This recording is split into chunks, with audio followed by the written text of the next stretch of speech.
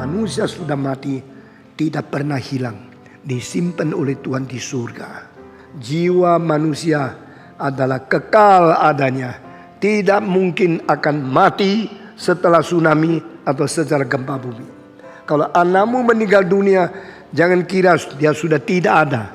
Itu tipuan dari iblis. Anakmu yang mungil, yang cantik, yang ganteng, yang begitu elok, setelah dia sakit, dia mati, Tuhan simpan dia di surga untuk selama-lamanya. Amin. Tidak hilang, tidak lenyap, tidak musnah. Itu sobat. Anak-anak kalau ditelan oleh bumi pada tanggal 28 daripada September tahun 2018, jangan engkau nangis. Karena Tuhan menyayangi anakmu. Dia tidak mau dia mengalami kesulitan banyak-banyak di dunia. Dia ambil, dia pilih, dia taruh di sisi Tuhan. Kiranya Tuhan dengan firman yang kekal dan kebenaran yang tidak mungkin salah memberikan kekuatan, memberikan pengharapan kepada kita masing-masing.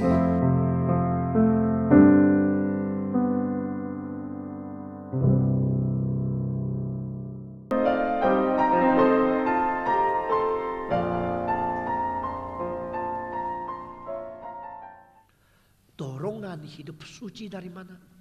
Dorongan hidup suci daripada menyimpan, memelihara, dan taat firman Tuhan. Ini adalah dorongan yang paling penting. Saudara-saudara, tadi kita sudah dengar dari Dr. Jenny, firman Tuhan, firman Tuhan, firman Tuhan. Itu penting luar biasa.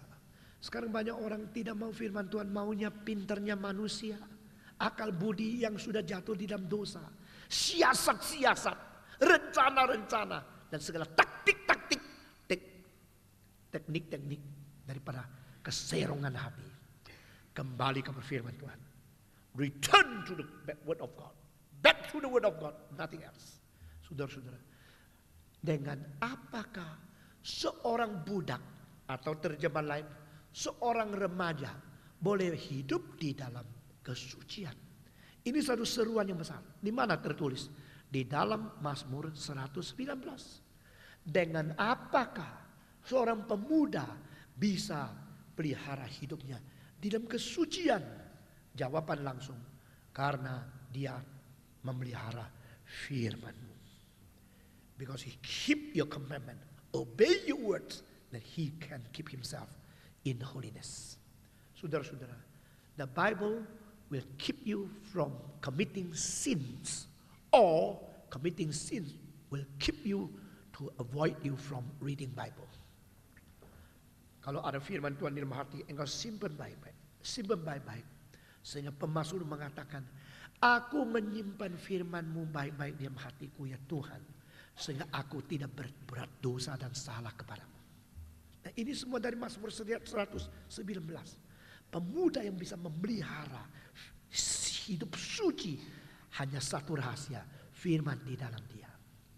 Dan kalau saya simpan firman di dalam hatiku, aku tidak akan berbuat salah untuk bersalah kepadamu. Ini semua tercantum dan diwahyukan Roh Kudus dan catat dalam kitab suci. Saudara-saudara, di dalam hatimu berapa banyak ayat? Di dalam otakmu berapa banyak pentingnya firman? Di dalam seluruh hidupmu, firman mempunyai peranan yang berapa besar untuk menguasai, untuk memimpin, untuk mengatur tindak tandukmu. Saudara-saudara, firman Tuhan bukan dibaca untuk dihafal lalu untuk berlomba lalu dapat hadiah.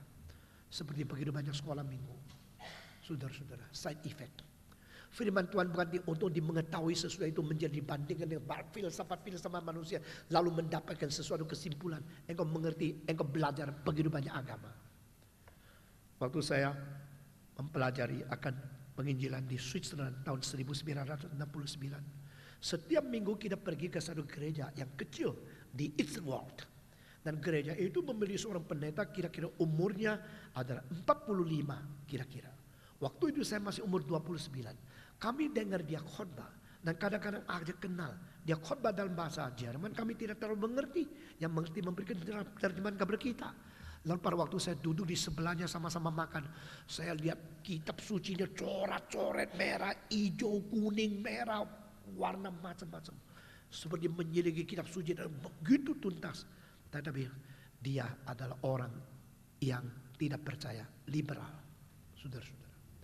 Setengah tahun kemudian setelah saya pulang ke Indonesia, seorang bernama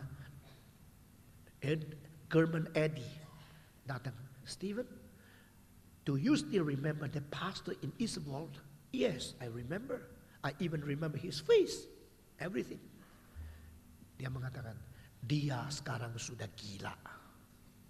Loh, kenapa pendeta yang baca kitab suci kayak gini bisa gila? Dia baca kitab suci bukan untuk dipelihara, dijalankan. Baca kitab suci untuk mengisi otak, memperbandingkan dengan filsafat-filsafat. Dan akhirnya dia menghina kitab suci. Akhirnya kacau balau. Dia menjadi gila, masuk rumah sakit gila. Pendeta bisa gila? Bisa. Kamu juga bisa.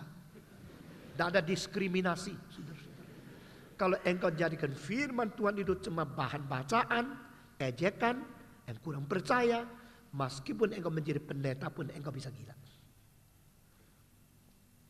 Saudara-saudara, hal yang saya ceritakan itu terjadi. Saya tahu orangnya. Ya, pengalaman hidup. Tahun 69.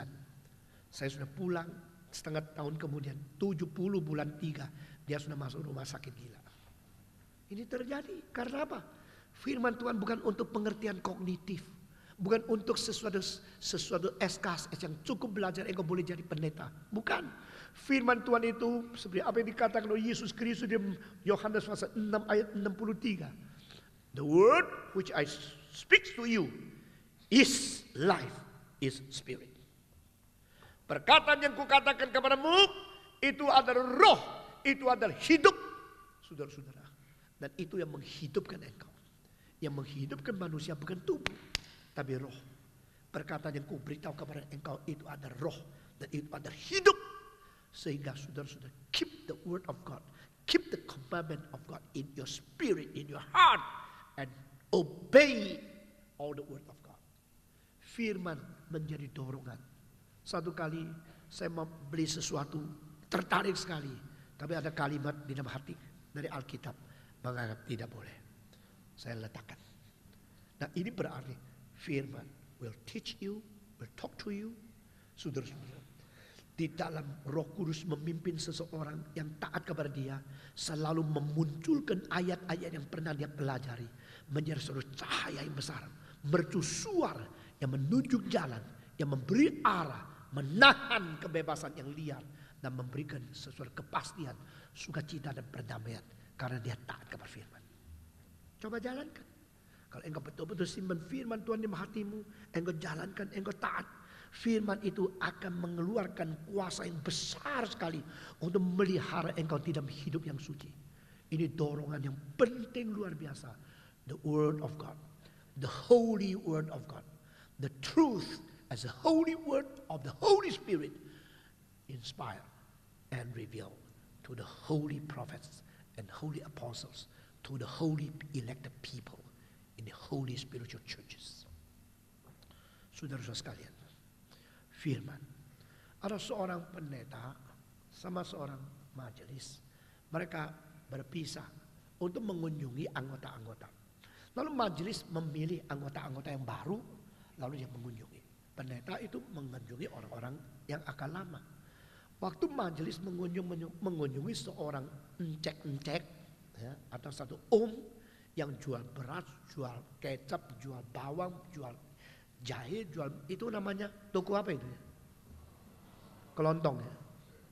Hah? Waktu dia jual itu, kami wakil gereja membesuk engkau. Oh, silakan duduk, silakan duduk. Encek itu sambil suruh silakan duduk sambil lepaskan satu buku. Bukunya kotor sekali, kisut sekali. Lalu lu baca apa sih? Lu sudah jadi Kristen berapa? Baru 6 bulan dibaptiskan. Lalu lu baca apa? Kitab suci. Apa? Baca kitab suci. Coba lihat.